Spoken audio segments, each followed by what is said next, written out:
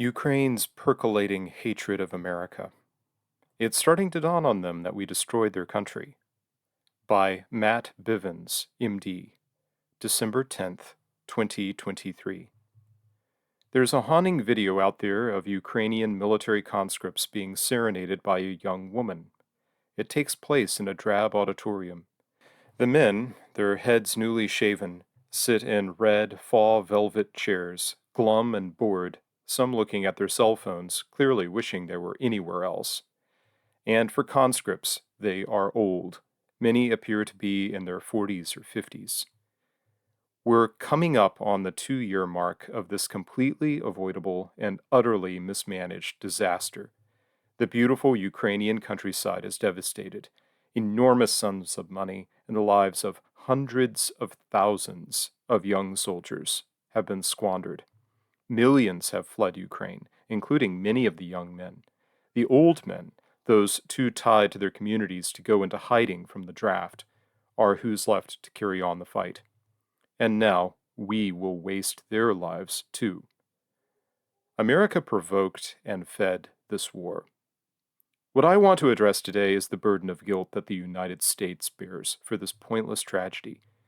First, Washington arrogantly blew off a long series of Russian warnings, escalating warnings, year after year, that Russia would go to war if we continue to try to pull Ukraine into the orbit of Western militaries and defense contractors. The Russians objected to the idea of Ukraine joining the North Atlantic Treaty Organization, and more specifically, they objected to ongoing U.S. covert and overt involvement in Ukraine's frequent political crises and its civil war in the Donbass. Is it surprising that Russia objects to NATO, a hostile military alliance, scheming and skulking on its doorstep? Decades ago, when Cuba joined in an anti-American alliance with the Soviet Union, we were so infuriated at the idea of a nuclear-armed power sneaking around on our doorstep that we took the world to the brink of annihilation. NATO is a confusing term. It sometimes refers to the collective Western nation members, sometimes to a concrete bureaucratic organization. Focusing on the latter, NATO, the organization, does many things, one of which is to act as a marketing and sales division of Western arms manufacturers. NATO, the organization, relentlessly hounds each of its member states to pony up cash for military spending equal to 2% of a nation's annual economic activity, and then insists that at least 20% of that gets spent specifically on arms and equipment as opposed to, say, personnel costs. NATO calls this its 220 goal, 2% of each nation's GDP for the military and 20% of that specifically for defense contractors. Each new member country solemnly commits to NATO's made-up arbitrary 220 goal. Each also agrees to make its existing arsenals interoperable with NATO standards. In other words, whenever NATO absorbs a new country, as has occurred on 19 different occasions since the alliance was originally founded after World War II, it's a billions of dollars bonanza for Western defense contractors up front, followed by a guaranteed steady annual revenue stream of billions more. That's a lot of money. It funds lobbyists and it grooms warmongering politicians in Congress and elsewhere. It creates a political class fed on military-adjacent profiteering. That class knows all too well that adding NATO members means fat bonuses all around. And if expanding NATO ultimately provokes a war, well, that's profitable too, which is why a common saying is that NATO exists to manage the crises created by NATO. Several years before the horrific Russian invasion of 2022, the U.S. government was already pouring guns and ammo into the Donbass. It was Donald Trump's team who greenlit hundreds of millions of dollars in weapons for that Ukrainian civil war. President Barack Obama had declined to do so. Obama's reasoning was sound. Russia will always care more about its own backyard, and thus it will always match any escalation of violence we offer. We will never win at that, but the Ukrainian people will certainly lose. Then came Trump, and suddenly any Obama decision was worth reversing. U.S. weapons started shipping out for the Donbass. In a typical moment from that era, Senators John McCain, Lindsey Graham, and Amy Klobuchar stood shoulder to shoulder with the then Ukrainian President Petro Poroshenko to address Ukrainian soldiers and talk tough about escalating their civil war against Russia-backed separatists. "Your fight is our fight. 2017 will be the year of the offense," said Graham then. "All of us will go back to Washington and we will push the case against Russia. Enough of Russian aggression. It is time for them to pay a heavier price."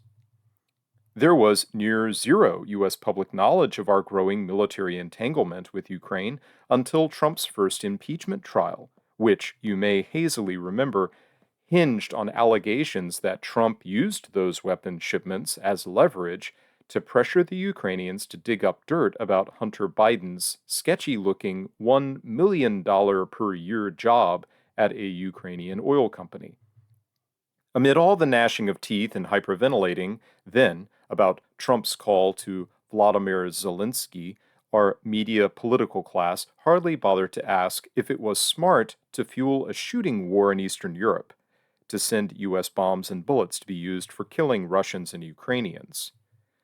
The final year before the Russian invasion was one of escalating, tense diplomacy, a time when the Russians repeatedly asked for the U.S. and NATO to stop our CIA covert ops and other provocations and get out of Ukraine, or at least to negotiate about that situation. And Washington repeatedly brushed them off. And when Russia finally did invade, at that point we rubbed our hands together gleefully and poured exponentially more weapons and money into the conflict. The war metastasized to a far greater size and scale. Congress spent more on this new war in Ukraine than it did on roads and bridges for America. U.S. war profits soared. Soon we retreated to surreally instructive scenes, like that of the U.S. president speaking from a podium at a munitions factory in Alabama, surrounded on stage not by fellow human beings, but by missiles, all standing at attention in place of people. Biden's paean to the missiles looking over his shoulder is right up there with the legendary Donald Trump sales pitch for Trump steaks. Reading from a teleprompter, he tells the factory workers that Ukraine is receiving Javelin missiles, like the ones manufactured right here in Pike County. They're highly portable. They're extremely effective against a wide range of targets. They can hit targets up to 400 meters away and have a fire and forget capability. Such infomercial gushing aside, it was obvious from day one of the war that Ukraine would not, could not stop Russia. Ukraine is 3 times smaller and has an even smaller military footprint. That's a math problem with the simple answer. Encouraging Ukraine to aspire to victory was equivalent to handing a 10-year-old a baseball bat and egging him on to fight against a silverback gorilla. But that is what we did. And now that the war is approaching an inevitable turning point, to continue with a strained analogy, now that the silverback gorilla has beat the 10-year-old senseless, the war profiteering sales pitch is more cynical than ever.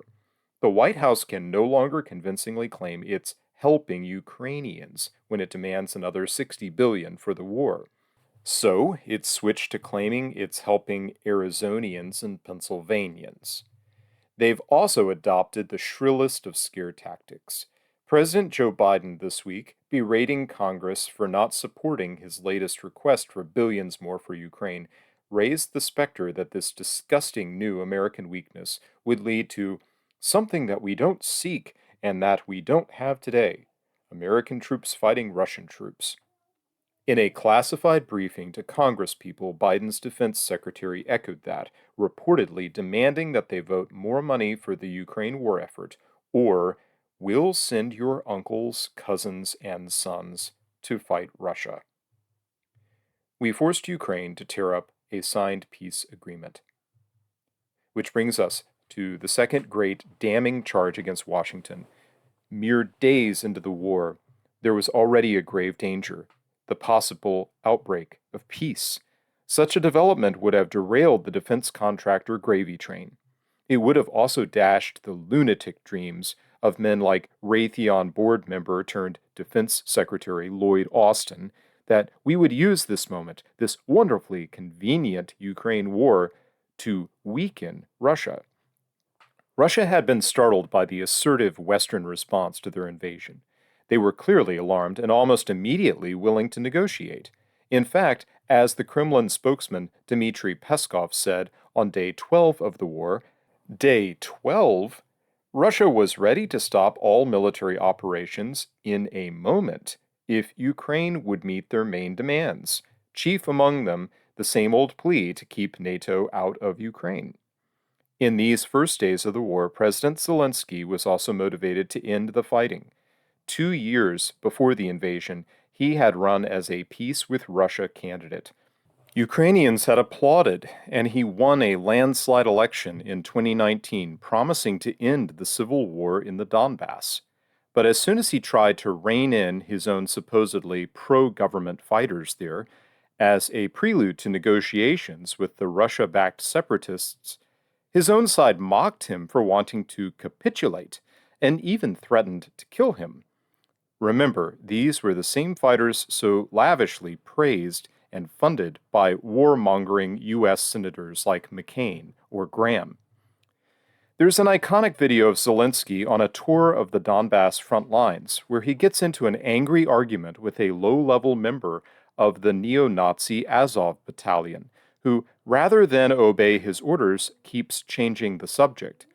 Responses to that nationally viewed exchange include a member of parliament suggesting that next time Zelensky visited the front, someone should kill him with a hand grenade. After that came the Trump impeachment, discussions of which showed the U.S. foreign policy establishment was fully united behind Ukraine's war fighters and not her peacemakers. Zelensky was on his own. Washington would emphatically not have his back if he tried to negotiate a peace with Putin.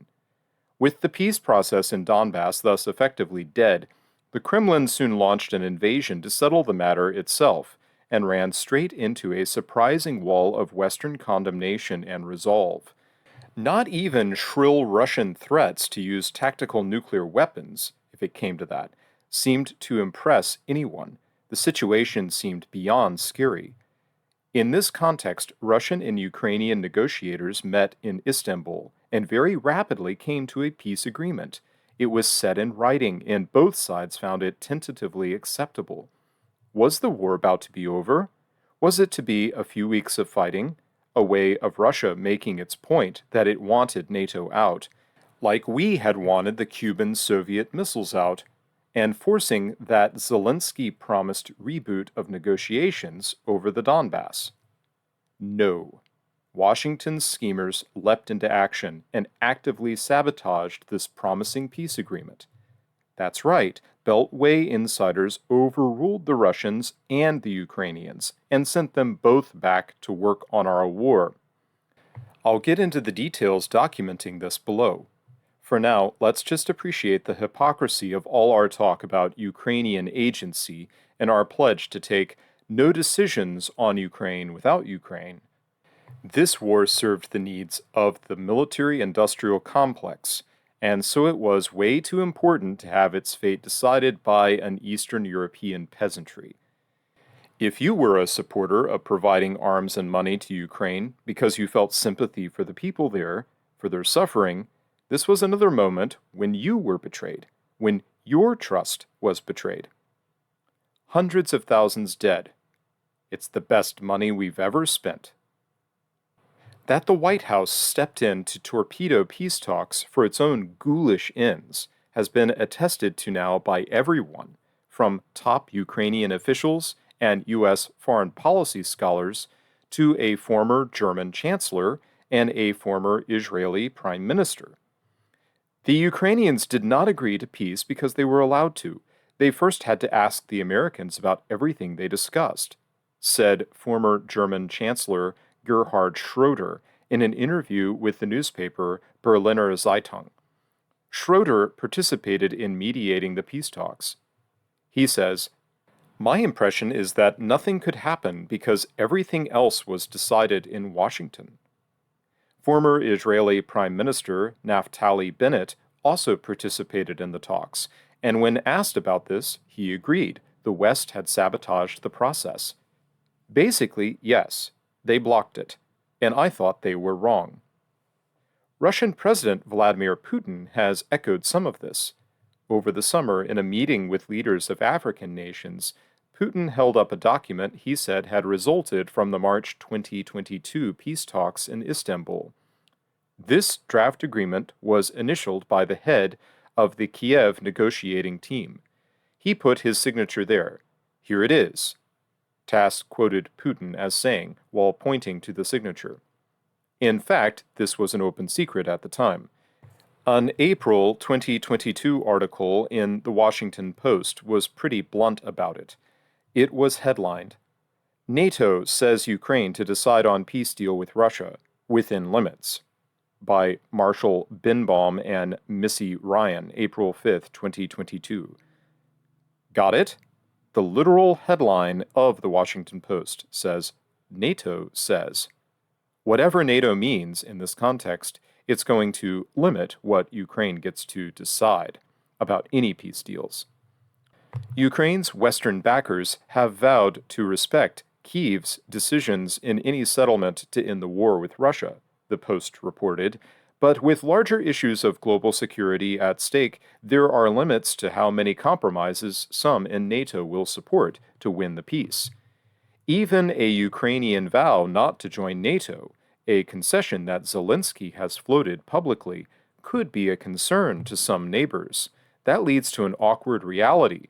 For some in NATO, it's better for the Ukrainians to keep fighting and dying than to achieve a peace that comes too early or at too high a cost to Kyiv and the rest of Europe. In other words, the war was always too important to stop just to benefit Ukraine. What has been the cost of all this? Official Ukrainian military casualties are a state secret, but the New York Times, citing U.S. government sources, estimates 70,000 Ukrainian soldiers have been killed and another 120,000 or so have been severely wounded. That's nearly 200,000 men killed or maimed, and equivalent to about 40% of their entire military force. Young Russian conscripts have been dying at an even greater rate. That's the bright side only if you are a sociopathic U.S. senator like Lindsey Graham or Mitt Romney. Graham, with a beaming grin, celebrates how the Russians are dying, congratulates the Ukrainians for fighting to the last person, and calls it the best money we've ever spent. Romney echoes that, crowing, "It's the best national defense spending we've ever done," and adding that, from an American perspective, we're losing no lives in Ukraine. 500,000 young Slavic men, Russian and Ukrainian, have been killed or maimed. Millions of families have become refugees. Our government saw this tragedy coming and welcomed it. And when there was a chance that cooler heads could prevail and the war end, our government made sure the war continued. Where is the journalism about this? Where is the detailed insider reporting about who in the Biden administration brought what pressure or trickery to bear against the Zelensky team to get them to renounce this peace deal? No doubt it's in the same dusty basement file cabinet as the reporting about who blew up the Nord Stream pipeline. 300,000 might be alive and Ukrainian not destroyed. Already, there are prominent voices in Ukraine that blame America for this. They say that by forcing the Ukrainian government to walk away from the Istanbul talks, we locked in the ensuing deaths of hundreds of thousands of young people. Oleksiy Arestovich, who participated in the talk as a top aide to President Zelensky, is among those who have confirmed they were on the verge of ending the war after just a few weeks of fighting. "Let me tell you, the Istanbul peace initiatives were really not bad for Ukraine," he said. "The only sticking point," he said, was Russian insistence that Ukraine not formally join NATO. They said, "No NATO, Not under any circumstances. That is a red line for us. But if only Ukraine had accepted that condition, some 200,000, or how many? 300,000 might be alive today, and half of Ukraine would not have been destroyed or turned into a minefield. Arestovich expresses exasperation at the idea of continuing the war purely to insist upon Ukraine's right to join NATO when NATO wasn't even offering membership. Sure, NATO friendly politicians had for years repeatedly floated the idea, but it was only irresponsible public flirting, a side effect of reflexive ongoing lobbying by defense contractors, really. Zelensky himself, in the midst of these peace talks, told ABC News, "Regarding NATO, I have cooled down regarding this question a long time ago, after we understood that NATO is not prepared to accept Ukraine anyway."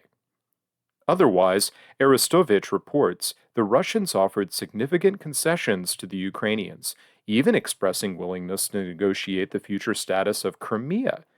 We also offered concessions, but let me tell you, the number of concessions the Russians offered was unprecedented. That won't happen again. Arestovich, a former presidential spokesman and popular YouTube personality, has been described by the BBC as one of the most public Ukrainian faces of the war. He resigned as an advisor to Zelensky earlier this year and has since announced he'll run for president against him, although with the war underway, it's unclear when the next election will be held. His assertions are echoed by David Arakhamea, who was head of the peace talks from the Ukrainian side. Arakhamea is a close ally of Zelensky's. In addition to leading the peace talks, he heads a Ukrainian parliament faction called Servant of the People, in honor of the hit Ukrainian TV show that had made actor Zelensky famous. The Russians were ready to end the war if we accepted neutrality, like Finland once did. If we would make a commitment that we would not join NATO, Arakhamea says in a recent interview. However, he continues, when we returned from Istanbul, then British Prime Minister Boris Johnson came to Kyiv and said, "We will not sign anything with them at all, and let's just fight on." It's fascinating to read the comments posted on social media beneath the videos of interviews with Arestovich and Arakhamea. They are in English, Russian, and Ukrainian, and they are filled with rage for how the West collaborated in the wrecking of Ukraine. It's a discussion you won't find yet in American media. Anonymous U.S. officials have confirmed this general narrative. Last year, an article in Foreign Affairs by two scholars from the Brookings Institution reported, according to multiple former senior U.S. officials we spoke with, in April 2022, Russian and Ukrainian negotiators appear to have tentatively agreed on the outlines of a negotiated interim settlement. Russia would withdraw to its position on February 23rd, when it controlled part of the Donbass region and all of Crimea, and in exchange, Ukraine would promise not to seek NATO membership and instead receive security guarantees from a number of countries. This was very nearly a return to the status quo prior to the invasion. It was probably the best deal anyone would ever get. Yet there was zero support in Washington for those talks. They were barely even reported by our media, and now we know from German, Israeli, and Ukrainian officials involved, they were shut down at American insistence. 18 months of needless death. Russia and Ukraine were ready to end this war 18 months ago. We prevented that. If the White House had allowed it, Ukraine and Russia would have likely struck that deal. Russia would have probably kept Crimea. Ukraine would have declared international neutrality from military blocs, enraging our defense contractors. The ethnically more Russian Donbass and Luhansk would have remained in Russia's orbit. Note that this would have been a massively improved outcome for Ukraine from the scenario we have achieved 2 years later at the cost of so much suffering. And that's now. Wait until spring. Russia, angrier than when the war started, stronger than ever, less in the mood for compromise, and newly contemptuous of Western weakness, may well decide to press on to take Odessa before it's ready to talk again, or even Kyiv, with the idea of leaving only a Galician Ukrainian rump state. It's incredible that, first by provoking and welcoming the war, then by blocking a peace, the United States has helped engineer the killing or maiming of perhaps 500,000 young men, and yet the war is not even close to over. The West may be fatigued with it, and suddenly murmuring, wisely and sheepishly, about the need to negotiate a peace. But the Russians are ascendant, and many, many thousands more deaths are likely coming this winter and spring. In fact, the only real hope to prevent another mass annihilation of young Slavs by the tens or even hundreds of thousands rests upon whatever generosity, mercy, or statesmanship we might see from, of all people, Vladimir Putin. This was a free post on the substack of Matt Bivens, MD, entitled The 100 Days. Please visit this substack and patronize this worthy writer.